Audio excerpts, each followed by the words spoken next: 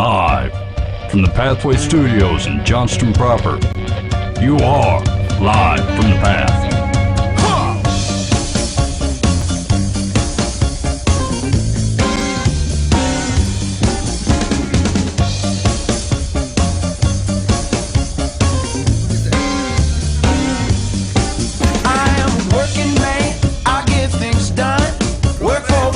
And you're listening to Live from the Path. It's acting like a 5-year-old boy. What do you mean? He brought in a drink with ice in it, like either an old person or a young child. My mom said I could have some. I don't do cups. I like cans and bottles. You know why I don't do cups, right?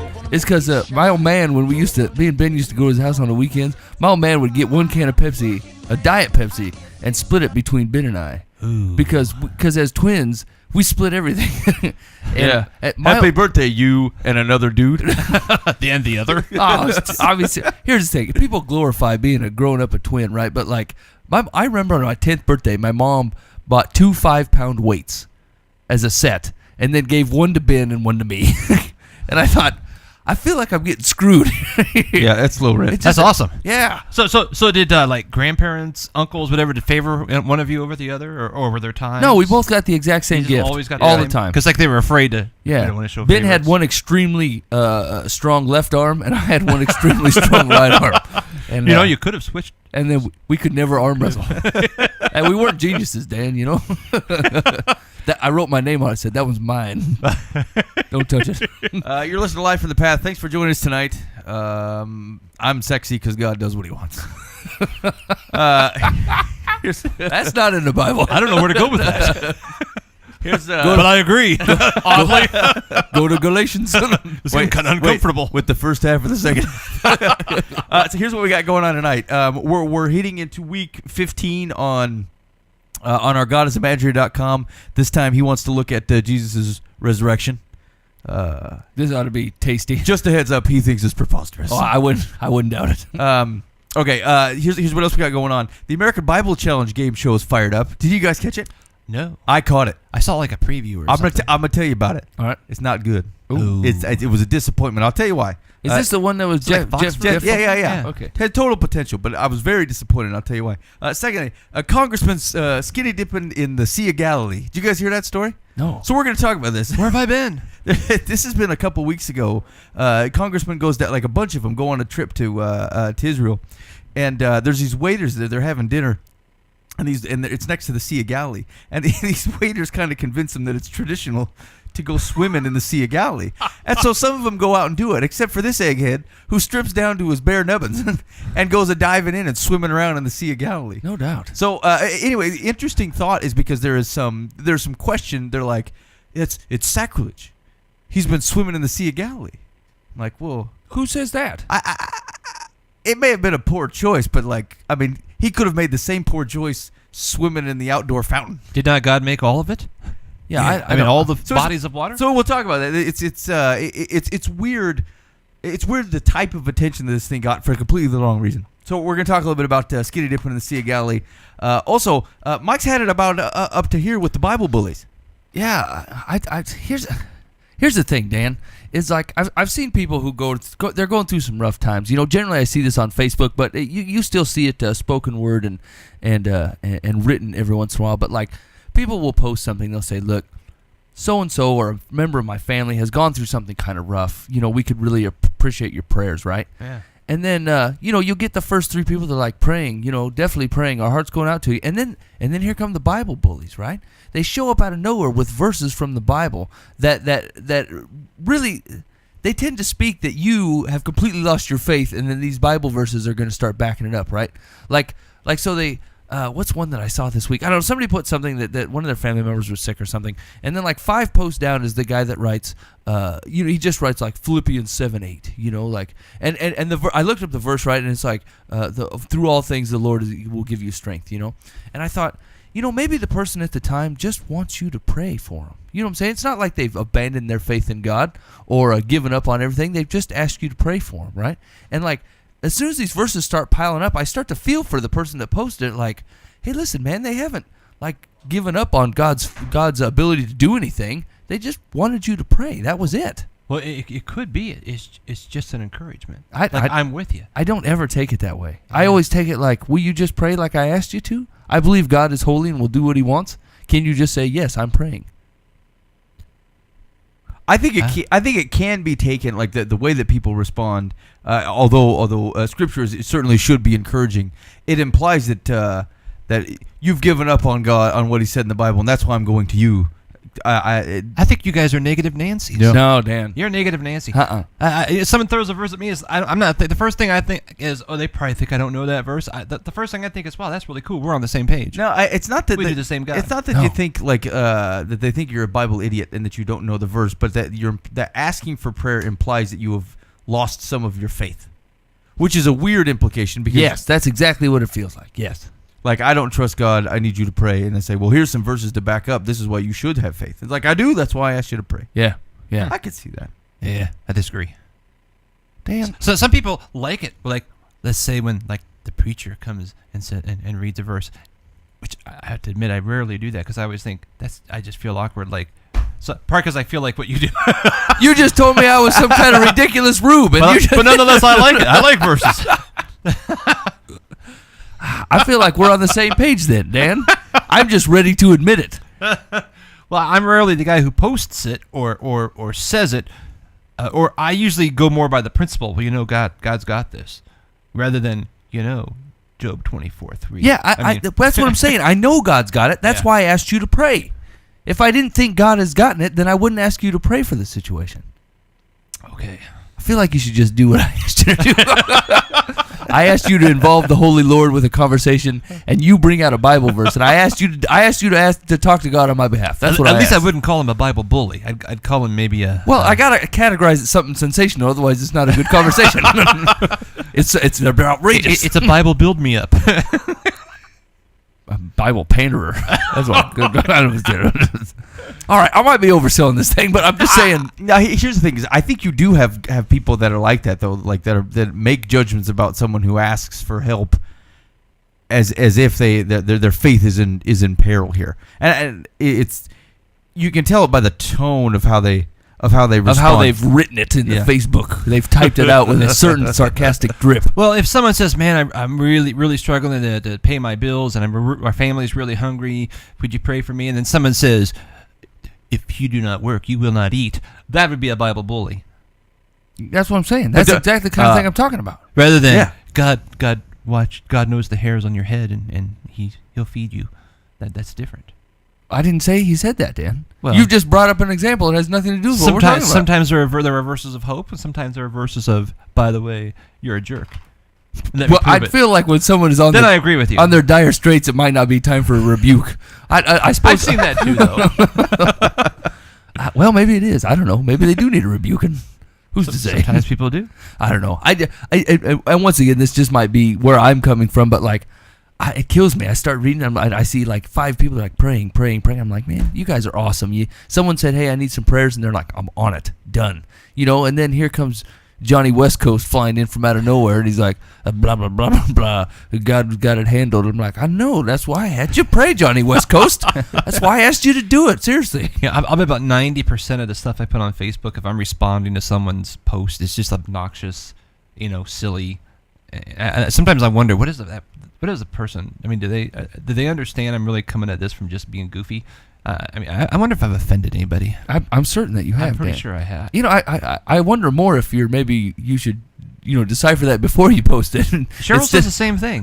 Dan, did you ever think before you write instead of that? throwing out a bologna sandwich and then going, I wonder if they like bologna. You like bologna? Oh, Hey, you're a you know, vegetarian. Actually, by virtue of accepting to be on Facebook, I think it's a weird interaction. Hey, I'm going to say something. Anybody that knows me, please chime in. Yeah. Like it's an odd way to interact with someone socially. Was it last night before my daughter put something on, and she's kind of going through a hard time, boyfriend, girlfriend stuff, and she kind of threw something up there, and I sat there and thought, I gotta reply for this, that it's really perfect, and I kind of typed it in, and I thought maybe I should text her and say, do you mind if I say this, because it's not very, very friendly, Right. toward the idiot. A different party, sure. Towards someone who I'm not very impressed with right now. Sure. But I didn't do it, and I said probably for 5 minutes. I was doing something else, and I came back to the computer and I said enter.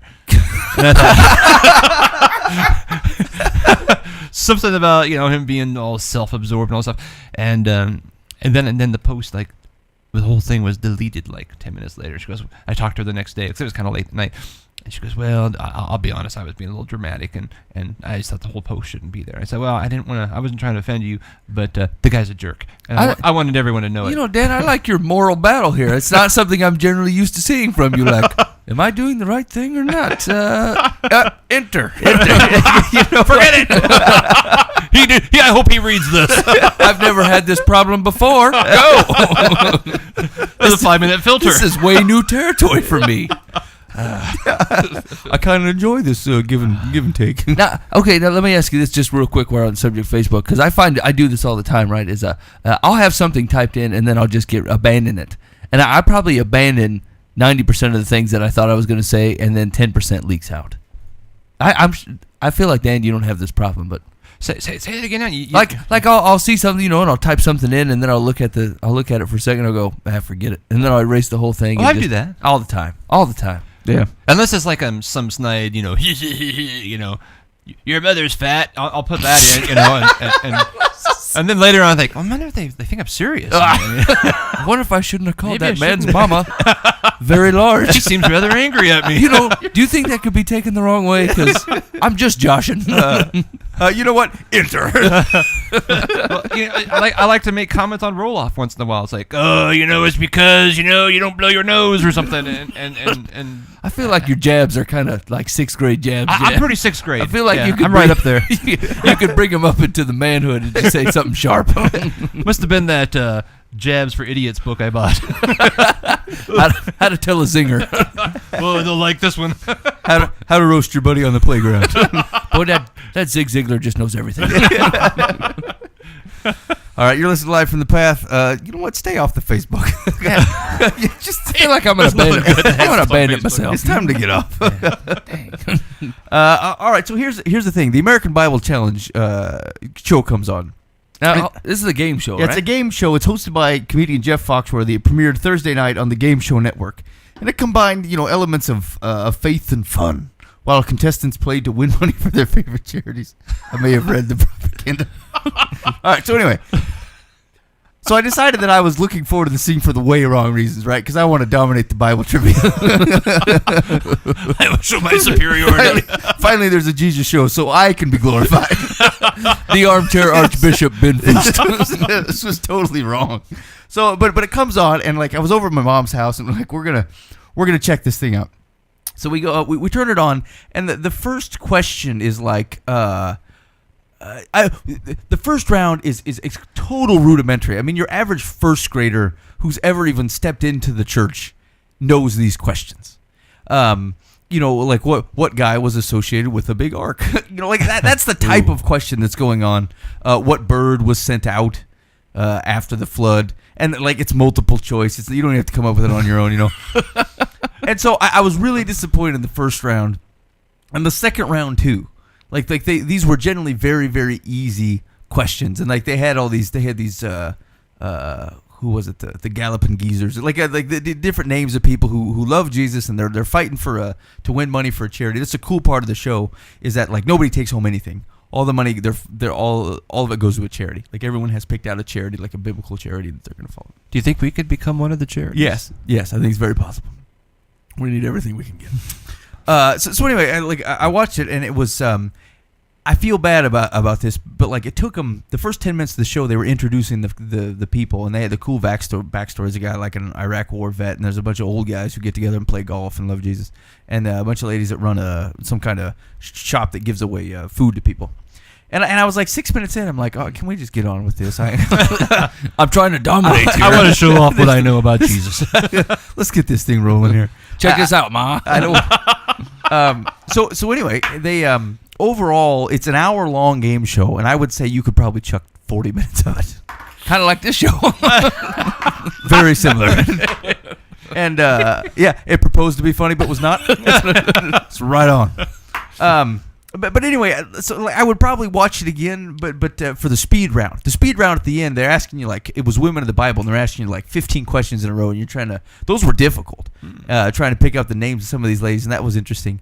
But the whole thing, it was a little too long, and I didn't get to dominate. My 5-year-old rocked half the questions in the first 2 rounds. Okay. Nice. So yeah. So anyway, I'd check it out, but I'm not sure. They need to cut that thing down like half an hour. Well, they can't do the rudimentary questions forever, you know? I mean, is it like they ask a question and then whoever buzzes in first gives the answer? Or, Yeah. Or, okay. Yeah. Standard game show fare. Yeah. yeah, I was like, Yeah, they ask a question, you give the answer. That's pretty much how it works. why did I take a tour? I don't know. Just trying to get a picture. Was there a Ferris wheel? Do they spin anything? Yeah. So whatever. Just in case you're thinking about checking it out, I'll give it half a star. I did rock though. I did do well. Did you do the good on the women of the Bible? There was I did struggle a little bit. So it's the individual names that I'm not very good at. I'm good with broad stories, but remember names, even in real normal life, I can't pick out people's names very well. Yeah. There's a guy, and oh man, this is gonna get out. There's a guy at church that like seriously I see every Sunday, have for the last 6 years. I remember his name, or you have someone tell me his name every week, and the next week it's completely gone. You think he's somebody else? Yeah, I've mistaken him for somebody else, and I cannot let it go. And it's obviously not this guy. Yeah, I've done that before. But see, that's the problem with being a boisterous man is I just go ahead and rip it out what the man's name is. I just, Steve, Susie. Steve. And he goes, "Are you talking to me?" I'm like, "Are you Steve?" Because I think he's just joshing with me. He goes, "No, I'm Greg." I'm Well, like, then I guess I'm not. yeah. Well, I'm really mad at Steve. Where is he? So it's embarrassing. Hey man, who's the lady's voice? Is that you? I didn't make no. The little- chat's accusing people of having the lady's voice. That's Dan, obviously. Like that? I don't know. Oh. Okay, so here's the deal. The question is skinny dipping in the Sea of Galilee sacrilegious? So to rehash the story. Can I answer now or No. Just wait for the context, all right? So there's a group of congressmen go to Israel, and they're hanging around and they're eating dinner next to the Sea of Galilee. The waiters that are there, they're talking about, hey, it's a momentous, it's a historical site, and people like to go taking a dip in there. So it convinces these people to go in, and it's customary to swim, or at least go in. So a lot of these congressmen are doing so. They decide they're going to go in, and they, I think they walk in fully clothed, or at least in bathing apparel. But this one guy decides he's going to go down to the spank of how God sent him out, and he goes diving into this thing, and he swims around for a little bit. This is like a year and a half ago. Ugh. So it finally gets out, and people are outraged at this behavior, that this is what he's decided to do. And the question from like a mainstream perspective to the religious media is, isn't it not sacrilegious to swim in the Sea of Galilee? What's the answer? Can I answer with a broader answer? Yeah, hit me with it. I don't know that I believe in sacrilegious. Like just on the whole, right? Like I believe you're against you've sinned or you haven't.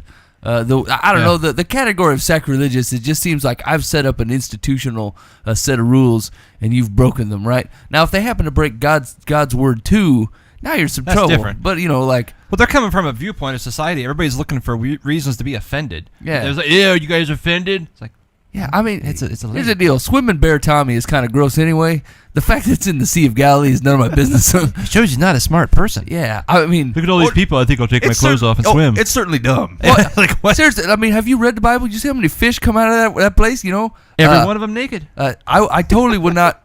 I'm not Bear Tommy in there. You know what I'm saying? The swimming trunks are for your protection, not necessarily only for the protection of others for viewing. I mean, it's to keep you from wildlife. Okay, isn't it? let me ask this, Mike. You got a problem with this guy taking a skinny in there anyway? Like, let's say you're hanging out with the fam, and all of a sudden you see Congressman Johnson go take a dive into the Sea of Galilee. What are your thoughts? Does this bother you? I'd say, hey, Congressman. Does it? Williams, is that better? Should I have chosen a different congressman? the number of words you put in there that could have. Okay. My bad. So We really shouldn't do stories like this. We're not good with them. Early church, 2nd, 3rd century, everybody was baptized nude. That was just how they did it. How do you know that? It's historically. I got writings You got in my books. office. I got books, and we studied that in my class, the doctrine of baptism. And I thought it was so weird. They wanted living waters. They wanted it to be moving, so if you could do a river, that'd be better. It was just kind of their thing. And a lot of times they waited a year because they wanted to make sure they'd kind of cleaned up the sin in their life before they went for the big plunge. Really? And they went in naked. Did the fat guy still wear a T-shirt? I don't think they had fat guys back then. That's possible.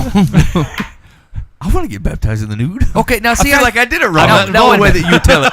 Now wait a minute. Jesus was baptized in the Sea of Galilee, right? I'm talking second and third. He was in the Jordan River. Okay. Yeah. Okay, so that's not the same, right? Yeah. Was there anybody cool baptized in the Sea of Galilee? Peter walked on the water. Sea of Galilee, that's pretty deep water. I mean, I Jesus believe. was there. So wouldn't be going in be like the not fun part of it? Yeah, I mean, if you could walk across it, then maybe you got something. But if you went in, you're like the not Peter. Now it Yeah, says no that doubt. Peter took off his clothes and jumped out into the boat to see Jesus after the resurrection. I don't know that that's the Well, nude. you don't see That's that. nude? You don't see that in the They took poster. off. Here's the That'd be flannel different graph. to see Jesus' outstretched hand and then Peter's bare bum running out there. Jesus was more like, "Will you get back in the boat? Cover yourself. I didn't call you out here." Put your clothes on. You know, I find it hard to have faith in day-to-day life sometimes. I find it really hard to have faith nude, walking on top of the water during a storm. I feel like I haven't given Peter enough credit. My faith is tested when I'm in the nude. I've never pictured. There's a lot more nudity in the Bible than I haven't imagined. Well, okay, so generally speaking, though, do I have a problem with a guy skinny dipping next to me? Yeah, I do. No, I mean, let's not just I don't like it. Yeah, I don't. Yeah, I don't. Is like he corrupting my family by being in the nude? Well, yeah. I mean, my family okay, hold on. didn't Is it see that. nighttime? I don't understand. No, he's just in the day. He's in a public setting at a restaurant. I'm not saying he's not an idiot. The servers are saying, "Hey, go ahead and swim." All right. What were they doing there anyway? Was it like an envoy to Israel for diplomatic reasons? Yeah. That's it. How'd it go? Wow. Taking the sights, they said. I'm a diplomat. You can't touch me. I feel like this I is do just as I please. Okay. a poor decision. So think broadly. I mean, the guy's an idiot. It's a bad move on the government's money. Skinny dipping out in the middle everywhere. Now, what does it have to do with the government's money? Well, I'm paying for you to act like an idiot. No, you're not. It's free to represent skinny us. dip in the Galilee. No, but I paid for the trip. Well, I mean, you Yeah, paid you're for me to get representing there. us. I have less of a problem. Hey, if man, you don't owe me 24 hours a day just because you paid for the plane ticket. No, I have less of a problem if he went there on his own and made a doofus out of himself. All right, that's fair. Do we know who this man was? Yeah, his name's in there somewhere. I don't know if I need to know, but tell me it wasn't like Kennedy. No, it's not a Kennedy. There's no Kennedys left in Congress, is there? I don't know. A year and a half ago was he still? I can't remember when he died. Well, yeah, it was before the election, so never mind. I'd probably say he's not there anymore then, Dan. Probably not. A year and a half ago. He was pretty pickled most of the time. He probably kept going. Here's the thing. I'd have to say, on the whole, like obviously, like him skinny dipping is the issue. Whether it's in the Sea of Galilee or not, it's of no recourse. He could have done it in the hotel swimming pool and it made just as much news. Isn't every body of water have history to it? I mean, Yeah. you know. I guess the It's point. the Sea of Galilee. There's nothing really sacred about it. I mean, Jesus was in a boat here. it's moving water. It's not the same water that was there. Yeah. It's already made its rounds. It's probably somewhere else in the world. Yeah, God set up a recycle. You know what I'm saying? It Yeah. leaves, it gets clean, it comes back. I think we're fine. All right. I'm not in support of it, but I think we're okay. I don't think it misrepresents. Well, it may misrepresent. I don't think it's a slap in the face to Let me ask you Jesus this. or Judaism. Let me ask you this. You show up there at this restaurant, and suddenly everybody's gone. Is this a nice place? And yeah, it's nice. 4-star. You're confident that no one's going to show back up. And would you take a skinny in there? I don't think I'd take a skinny anywhere on the count that someone. I mean, I just don't skinny places. I never had. I shower in my trunks. I don't want no trouble. I don't want to see any of that. I'm disgusted. I know what's there. All right. All right. I don't know. I can't. I haven't skated anywhere. No, I don't. It's just here's the thing. It's the same reason that I sleep with clothes on, in case of fire. Right? Like here's the thing. I know as soon as I take a gamble in my skivvies that I'm gonna do something. That something bad's going to happen, and then I'll be stuck in my skivvies, right? Same thing with the fire. You wake up, your house is on fire, and there you are in your tighty-whitey standing in your front lawn going, what happened? You know, when you could be out there like a man wearing a pair of jeans, you know? Sleep in some jeans. Be ready for some, you know, here's the thing. If let's say you got to go grab your kids, you know, they're on the upstairs, you know, are you more manly running through a fire in a pair of jeans or a pair of undies. You know what I'm saying? I will jump through a fire in jeans. In undies, I'll have to wait and find something to kind of bask it away so I don't burn my legs. Jeans, man. Sleep in jeans. I find leather pants to work quite well on the fire. That will burn to your leg, Dan. Oh, okay. So I don't have leather Ooh, pants. yeah, that's going to be a problem. Do you really wear jeans to bed? I used to. Then my wife put stop to it. Said it was like That'd be a little gruff. a teenager. Said I was acting like a homeless sneaking out man. at night. But I would, I tell you. My woman didn't have me under her thumb. I'd do it. I can tell you what. She'd let me. Here we go. You're listening to Live from the Path.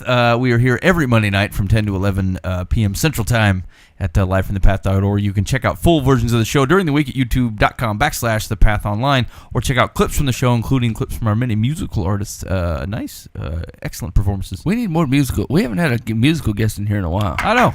I'll sing. I'll roast them up. But you can check that out at youtube.com/livefromthepath. Sign up for and you sign up for the podcast too. You don't want to stay up late. I hear you. Ben, how many people Get signed the up for audio the podcast? content. I don't know. Hundreds. More than 3. Okay, that's good news. Less than 2,000. So We're getting there. We're getting there. It's a barrier. Here we go. So if you're new to the show, we're walking through. There's a man that runs GodIsImaginary.com. He says God is not real, and he has 50 proofs to show it. We're walking through one proof at a time. We're on proof number 15. This man says, examine Jesus' resurrection. Here we go. Here's his commentary. Jesus' resurrection after his death is the ultimate and defining proof of Jesus' divinity. Just about everyone knows the story, which is summarized in the Apostles' Creed. Jesus was crucified, died, and was buried. He descended into hell. On the third day, he arose again from the dead. He ascended into heaven and sits at the right hand of God the Father Almighty. There is only one way for Jesus to prove that he rose from the dead. He had to appear to people. Therefore, several different places in the Bible describe Jesus' appearance after his death. Matthew chapter 28, Mark chapter 16, Luke chapter 24, John chapter 20 and 21. 1 Corinthians 15, 3-6 provides a nice summary of these passages as written by Paul. Paul summarizes, as you can see in this passage, Jesus appeared to hundreds of people a number of different times.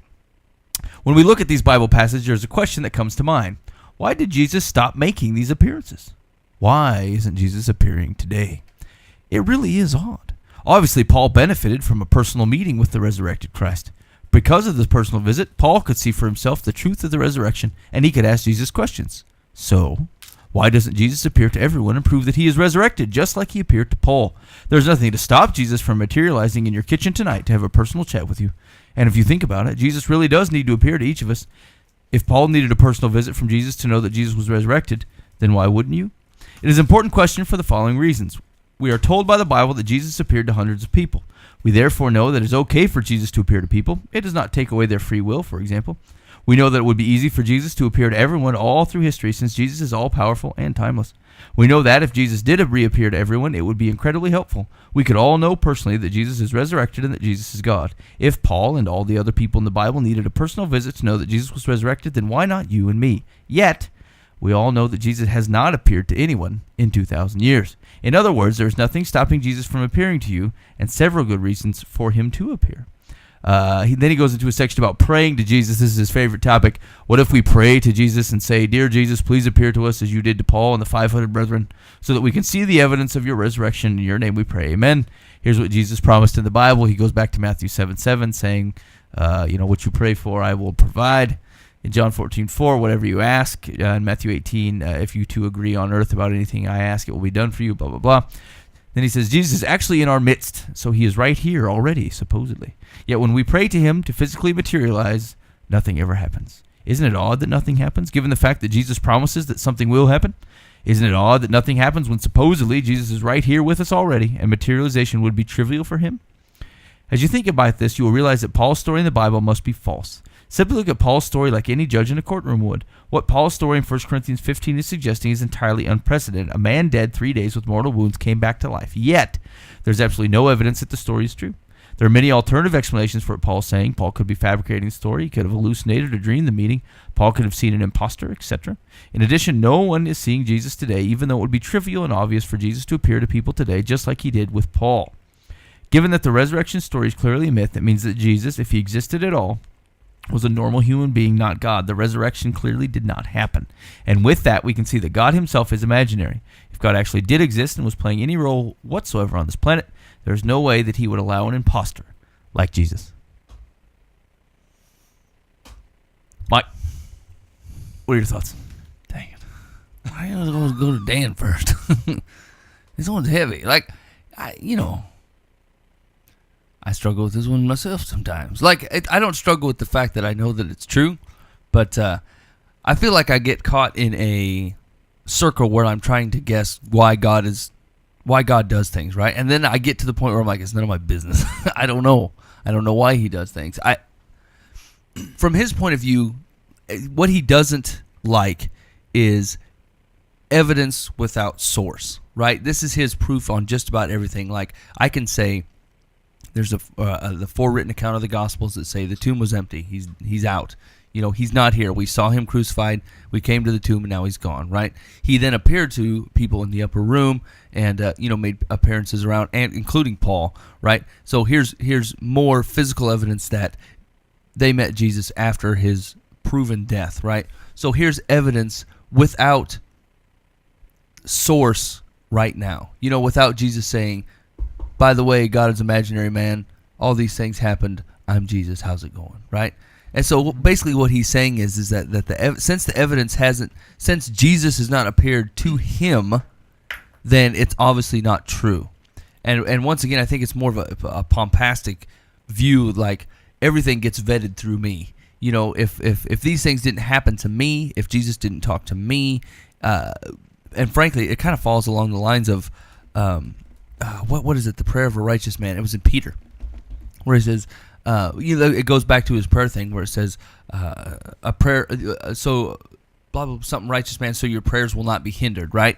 Like, I think that has a lot to do with his prayer struggle, is he might not fit the qualifications of a righteous man. His prayers might be hindered. You know what I'm saying? When Jesus says things like, when you ask for things, it will be given unto you, there's a lot of qualifiers to that statement, as like, you're going to ask for things as you hand your life over to Christ, that are within his will, right? Like, you're conforming to God's will, and God is more than willing to, supply the needs for his work to be done, And so I don't know. Back on the proof of the resurrection thing, I don't know. I don't know what to say about that. Like, I know where he's coming from, and I can see what he's getting at, but like, he's still once again ignoring the 4 accounts of the Gospels, I think you're dead on. He's made himself the center of the universe, and if I haven't seen it or witnessed it personally, then it couldn't have happened.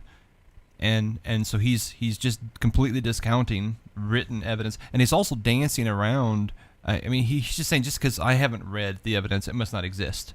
Well, there's all kinds of evidence out there. If he would read books that have looked up for evidence, so he wouldn't have to even research it himself. If he doesn't want to. He can, there's studies out there that address evidences of the resurrection and the death, the burial, the resurrection. Okay, so I mean, get back to his broader question, right? Because he's asking a character of God question when it all boils down to it, and this is the question where I get stuck at, right? Like, I believe that Christ is who he says he is, died for my sins, and ascended back up to heaven. But why? What's the benefit? What's the benefit of faith in the unseen? Is it because it's not forced? You know what I'm saying? Is it because it's not coerced? Is that kind of the goal? Like, I always looked at because people ask this question all the time, right? Like, if God is who he says he is, if he loves me the way he says he does, why doesn't he just come and tell me so I can worship him? I've prayed this myself, right? Like, God, I'm so tired of being the screw up that I am. Can you just end this for me? Can you help stop me from being myself? I'm giving my free will up. Take it. I don't want to be the screw up I am, right? Just do this. And he doesn't, right? And usually I explain it is that you can't have an honest you can't have honest love and an honest relationship without freedom to not have those things, right? And so, like, that was my big battle with why God created humans and angels, right? He could have created us all angels and just been worshipped forcefully, right? Like, you don't know any different. That's what you do, right? But he created humans with the option and a free will to decide to love him. And really, the freedom is what creates an honest, deep relationship, because you have the freedom not to be in it. And so you're choosing to be there. You're choosing to humble yourself, and you're choosing to be a follower of Jesus Christ, which produces an honest faith, and instead of a forced faith. And so, like, if I had to explain my train of thought is that why Jesus hasn't appeared, in the last 2,000 years, if that's even true. He hasn't appeared to me. I don't know what he does. He does whatever he wants. But if I had to say that's part of the faith, right? And that's part of the honest seeking relationship. And honestly, if you're looking for God, you'll find him. And he's not gonna appear based on your will. Like, I want to see a physical form in my Dorito of Jesus Christ speaking the gospel to me. You know what I'm saying? Like, he's given you enough. What was that? Where the Pharisees are always asking for miracles to be done, right? And he says, no miracles will be given, because if you don't believe what's coming out of my mouth, you're not going to believe the miracles. Same thing with the chasm, where the guy says, look, let me go back and tell my brothers that what I've seen, and that the heaven and hell thing is true. Yeah, and he's like, look, they didn't believe you before. They're not even going to believe a dead man. So it's not, you're not going, right? It's like Jesus knows your heart. He knows your mind. He knows the way people think, right? Look at all the things that he did, and back in the day that at the time were earth shaking, and here we are 2,000 years later, and this guy says, raising the dead, and him resurrecting, and then all the people that he healed.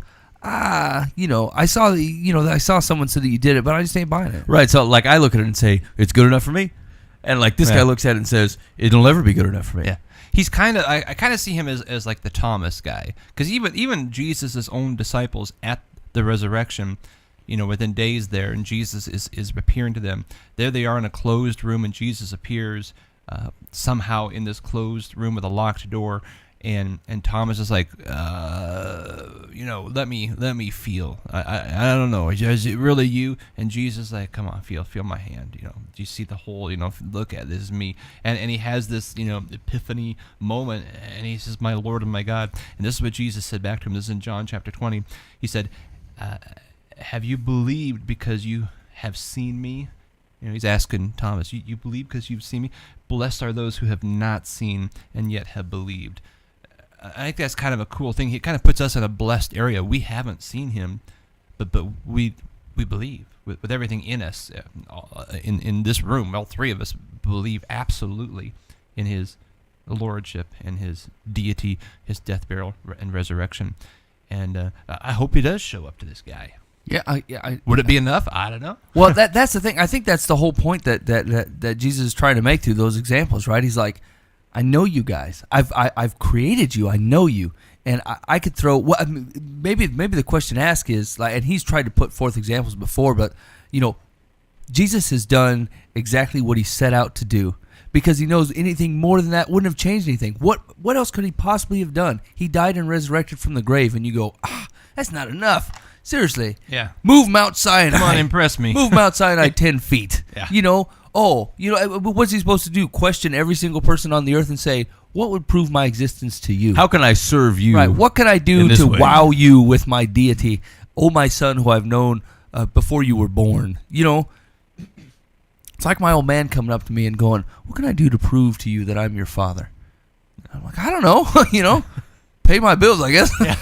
That'd be nice. I don't know, Dad. Get away from me. You're acting weird. So I don't know. I see what he's driving at, but like, how would you, if you had to try to explain it to him, how would you marry this for him? Because logically, from an outsider's point of view, I could kind of see where he's coming from. He says, look, if God is who he says he is, why don't he just show up and show me? Because I'm not so stupid to ignore facts in front of me. At least he's being honest on this one. But is Jesus basically saying, yes, you are that stupid. Well, yes, you are that stubborn, and yes, you are that hard-hearted, because I've done that. And look at all the people that did not follow Christ in his own time, even to all the people that he spoke with, right?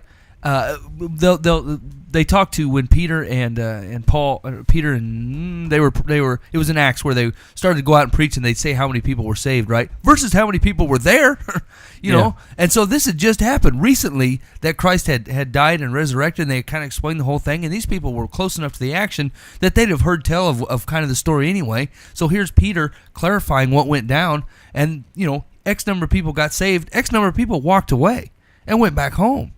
So what more could Christ have done to convince a guy this day and age how it happened? I think it's Jesus basically saying, look, I know what you're saying, but you're basically vomiting at the mouth. You're just using a bunch of words that you don't even believe, because I could have done those things and you'd be in the exact same place. I know you better than you know you. Yeah. I wish you would do the honest research. It's an honest question. that he's struggling with. But I wish he would honestly look at the evidence that is out there and the writings from history and the other people who have struggled through this, rather than just throwing out verses and say, well, I don't believe it, so it didn't happen. I feel like this guy knows his Bible more than most Christians I know, which I appreciate about him. And actually, he's struggling with honest questions. But the only downside is he's struggling from a terrible point of view. Like, he doesn't want to know an honest answer. Yeah. He just wants to fight about it, right? He went just far enough to prove himself, Yeah. but not really see the truth Yeah. of what's really behind this. And then he said, "There's no answer in this question," and went skinny dipping in Galilee. He's doing the same thing we do. As believers, we often just regurgitate the same phrases, the little Jesus lingo. He's just regurgitating atheist lingo without actually doing the research to say, is it true? Is this real? I was praying this on the way in because I struggle with this a lot. I was driving on the way in, and I thought, I started praying. It's usually my alone time with God just before this show, and so I shut off the radio and I was praying, and I got on the train of thought where I was like, I ended up in a conversation that I was practicing telling somebody about Jesus Christ, right?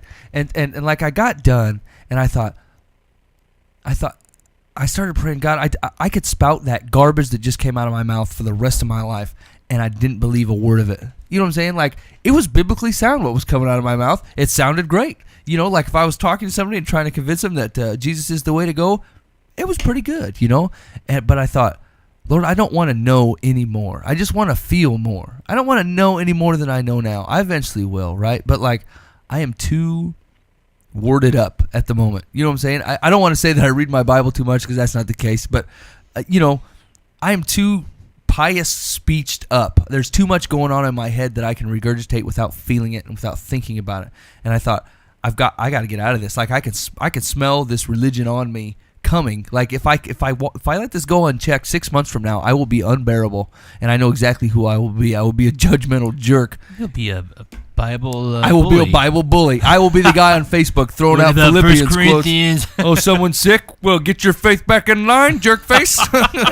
That's me, Like, and it's really hard to admit because, like, I've been working really hard to back my faith up with some Bible. I don't want to just be throwing junk out, that isn't biblically based. But like, I can smell myself coming a mile away. I can smell the crap coming out of my mouth, and I'm going, you better be careful. Like, I'm like, God, I'm just talking. I'm not meaning what I'm saying. It sounds great and it's all biblically based, but I don't mean what's coming out of my mouth. I need help. I need help with this, right? And that was an extremely humbling prayer, right? When I catch my own self acting like a religious jerk, even when it sounds good, right? Like, I could, and it totally, it still gives all the glory to God, and it still points exactly where it should, but I just know it's just regurgitated from somewhere and not from my heart. And I thought, I can't have this. It's got to end. I don't know what I'm gonna do about it. Like, I thought I'm gonna have to double up on my prayer time or something. I got to have way more relationship than I do.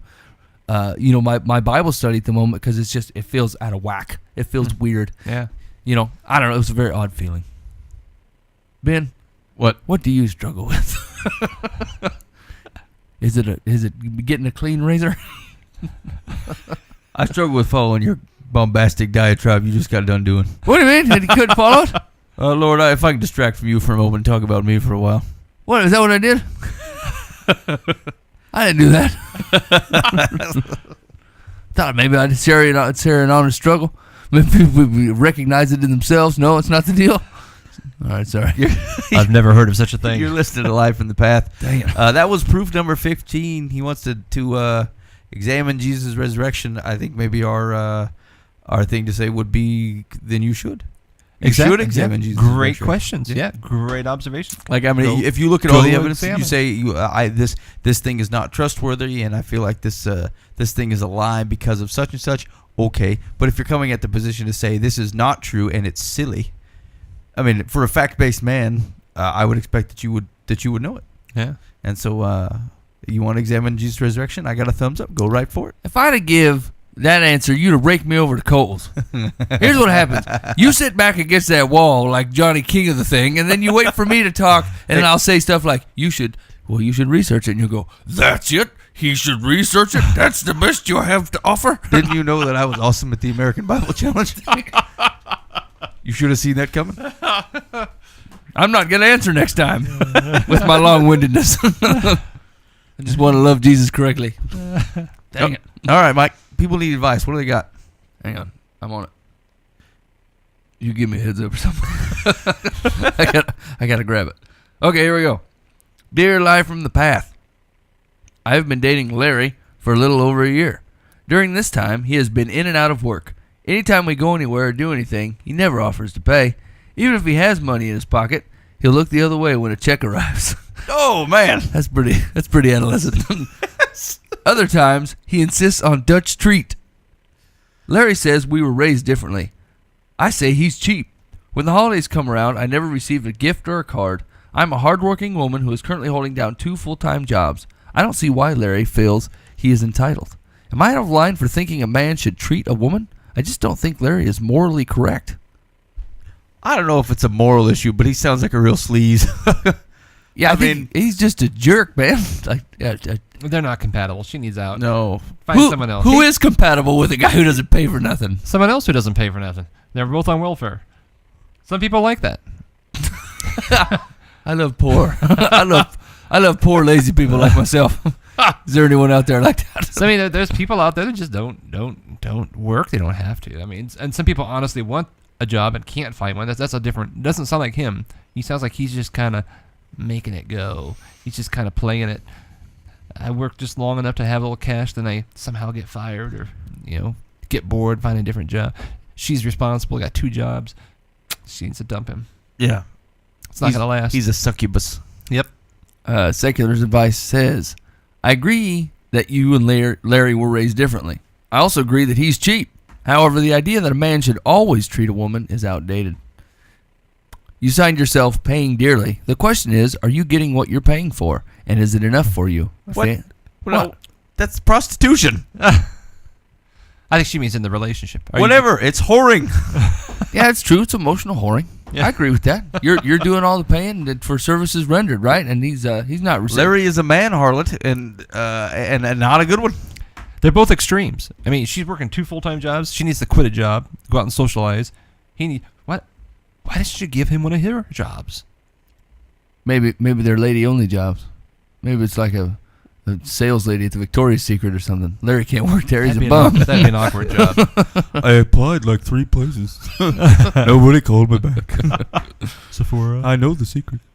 Dear Live from the Path. My wife and I were sorting through some old things of mine and came across a wallet containing some pictures of my old high school girlfriend. Man, he guy keeps his wallets around now. I say that's a long time. Well, I don't know how old he is, but Normally, I wouldn't think twice about tossing them, but in this case, she was someone I had stayed very close with, platonically, until her untimely death several years ago. Ooh. Man, this is taking a turn.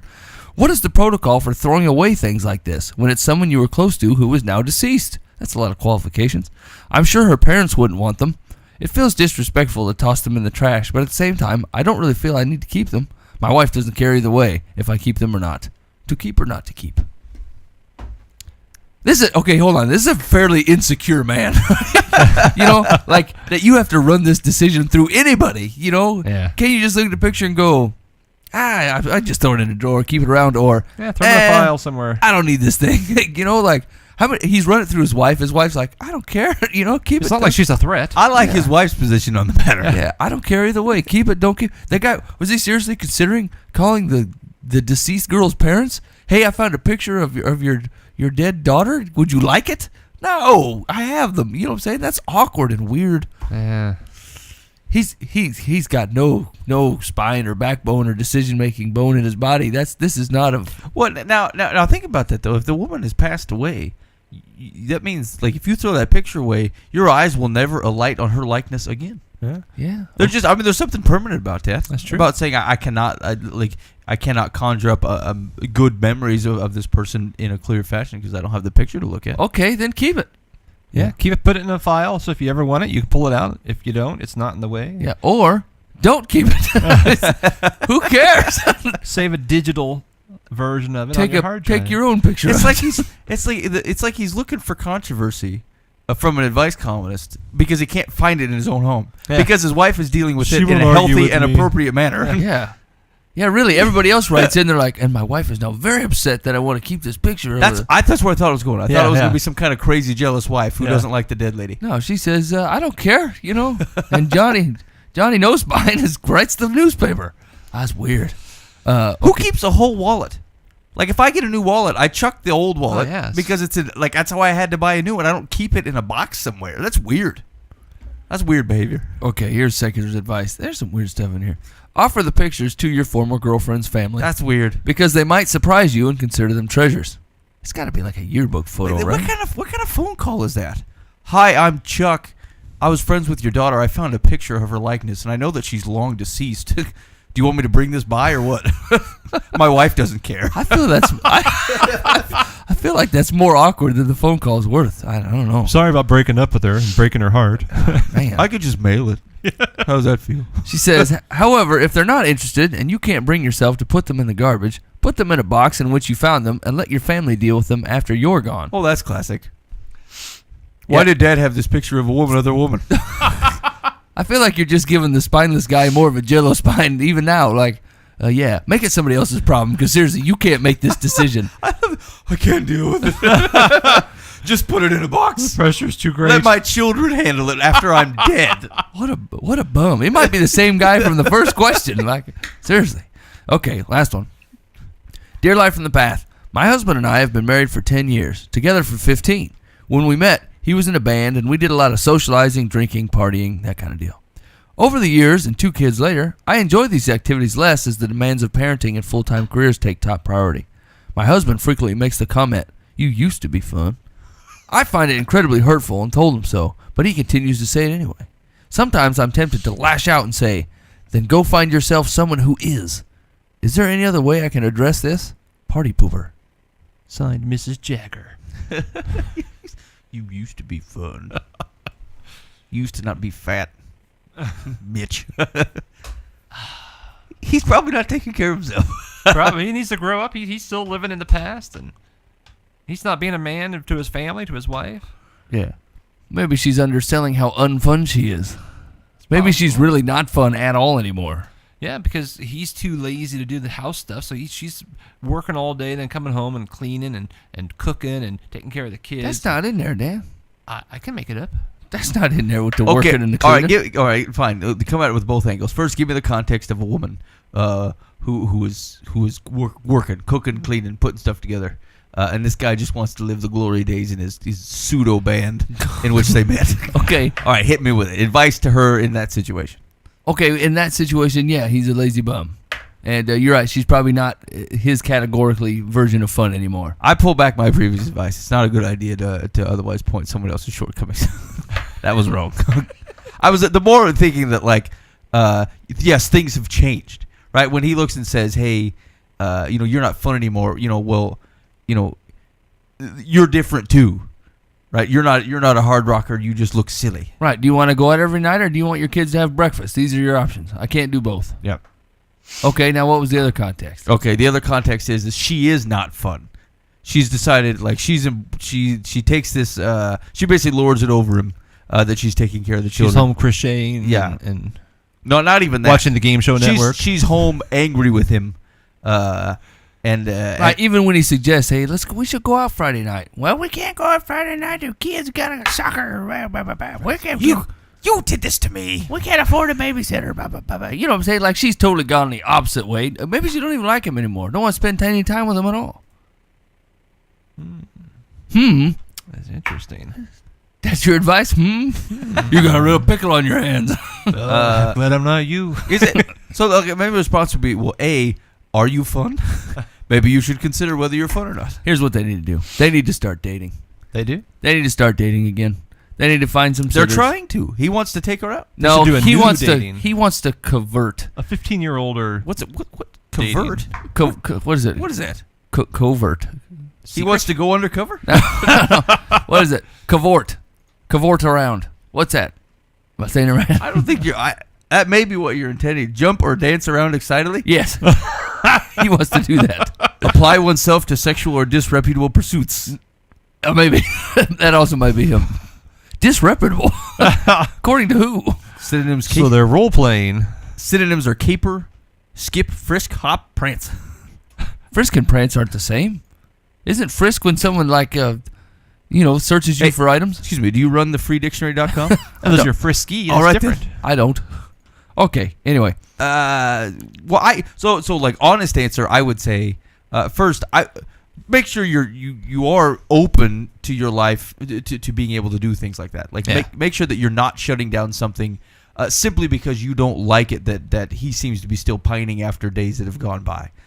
Other than that, he needs to look at his life and say, but my life is different. The minute I decided to have a child and say I do to a woman, my life changed. I don't get to, I've agreed to other priorities in which I should also be having fun, and maybe he's just characterizing it wrong. And he certainly shouldn't be following his wife around saying, you used to be fun. Yeah. here's the deal. Men in general are, I don't know, they're pretty basic creatures, right? Like their affection goes to where they feel like they're used and important. They're kind of dumb that way, right? A real dude who takes some responsibility realizes that he's important regardless if his wife says so, in his providing for his family, in his loving his kids, in leading his family in a certain way, right? Like, we'll default to that. Some other fellas remember how they had a really good time and people really liked them back when they were 20 and playing in a band. And they don't have that feeling anymore. So either they're not doing their job as a man of the house, and so their importance, they just drift back to where they didn't feel like they were worthless, right? So the truth of the matter is regardless of how his wife is acting, there's a role for him in that family that he's not taking. Otherwise, he'd be pursuing it. You know what I'm saying? You pursue your relationship with your wife, you pursue your relationship with your kids, and you pursue your job, being the man responsible for taking care of that household. If you're not doing those things, then you are going to pine for the days where you didn't have so much, as far as you can see it, unwarranted responsibility, right? Because you don't feel important. You just feel like everyone's dogging on you, like your boss is making you do stuff, your kids are always whining, and your wife's always mad. It's because you're probably not doing your job. And your kids are probably upset at you because you're not supporting them and your wife doesn't feel loved. And so these are all things that you can work on and you can feel important in that atmosphere instead of wishing for the days where you didn't have to do anything and still felt important. You know what I'm saying? Like he wants the ability to feel important without taking the responsibility, and that flat out is not how a wife or family, that's not how that works. The band, yes, you can go out and drink a couple cases and still pull off the Stairway to Heaven solo. You're the coolest guy ever made. 10 years later, not as cool. You know what I'm saying? No one gives a rip whether you can do it or not. Yeah. He needs to grow up a little bit. She needs to lighten up a little bit. Come up with a new adult entertainment. Age appropriate. Like what? Like what would be inappropriate? I don't know. The Golden Girls. How old are they? They're probably in their mid-30s now, I'm assuming? Yeah. So they're probably in their, What's not cool? Bowling. What, 35 is the new 60? They need to go bowling now. It's time to stop, going to the disco. Ooh, I got one more. Ready? Last one. You got 2 minutes. Dear Live from the Path, my sister sent me an email asking what I was getting our mom for her birthday because she had very few ideas. I told her I was planning to get Mom a gift card so she could buy a book for her e-reader. 2 days later, my sister emailed me back telling me she liked my idea so much she used it and mailed Mom the same gift card herself. Oh. She said, it's no big deal if we get Mom the same thing. It's a big deal to me. I think it was rude and inconsiderate. She says I'm being ridiculous because it's only a gift card and it doesn't matter if Mom got 2 of them. To me, if you ask what I'm getting someone as a gift, it's rude to run out and buy that item yourself. Who do you agree with? That is pretty low rent. Hey, what are you getting, Mom? Hey, that's a great idea. I'm going to go buy it. It's only bad if you up it, though. She got you 25, I'm getting you 35. Yeah. I don't really have, I would agree. I think gift card is not really a problem. I think you're looking, I don't know, why are you pandering to your parents? Oh, no, but I'm the better daughter because I thought of this thing. No, you can tell it's rude because she'd already bought it and sent it before she told the sister that's what she'd done. You know what I'm saying? If it wasn't anything iffy about it, she goes, man, that's a good idea. Maybe her sister overreacts, a.k.a. mails in to here to ask advice about it. No, she doesn't overreact. The sister, the one who stole the idea and sent a gift card, that's just flat out rude. Why doesn't she just think of it as her giving the idea as opposed to someone having stole it from her? Because people like to have their gifts appreciated. Well, that's pretty bombastic. If you want a gift that's appreciated, probably a gift card's not the way to go. It's the most. I thought of you in a very bland way. Okay, now hold on. If it's to buy books on the e-reader, you want to pick out a book that Mom doesn't like, just give her the money. I don't really know you at all. Yeah, exactly. You never know what book to get somebody. Yeah. That's how bookstores stay in business. People buying books For themselves. giving it to others. No, it's real dicey. What kind of book would you buy for me? Well, how much for the For Dummies series have you read? I've got the whole set. I get a dummies of the month. Book of the month club. Dummy of the month. My new dummy's in. Parking for dummies, finally. It's like the Consumer Reports for dummies. I don't have a problem with this. I mean, I will agree that it's on a base level a little underhanded. However, if I'm the person that it happened to me, I might be like, you jerk. But that's probably about it. I don't know that I really care. And if you're receiving it, it's like score. Yeah. You got double the stuff. They didn't care enough to think about anything for you, but they got you. You got some good cash flow going on with gift cards. Yeah. If it's a good gift, isn't it important that mom's happy, not that you get your glory? No, you want to be known for the guy that picked out good gifts. This is coming from a guy that picks out bad gifts. I pick out terrible gifts, and there's nothing worse than being known as the man that buys bad gifts. That's what people think of me because that's what I do. I don't know. I don't have a problem with it. You listen to Live from the Path. We're here every Monday night, 10 to 11 p.m. here at livefromthepath.org. You can catch us during the week. Check out the YouTube channel. Why are you talking like that? You're creeping people out. I think it fits with the... Oh. Hey. You were live in the Hey, all right. So we'll be here next week, 10 to 11 o'clock. Catch us during the week at livefromthepath.org. You can hook up with the YouTube channel and watch the clips from the show. That's youtube.com/livefromthepath. Catch full shows at youtube.com/thepathonline. And for heaven's sakes, just sign up for the podcast. It makes life easier. It sends directly to your electronic device. It's absolutely free. No gift card from two arguing siblings needed. You can check that out. Thanks for listening to us this week. We'll see you next week here on Live from the Path.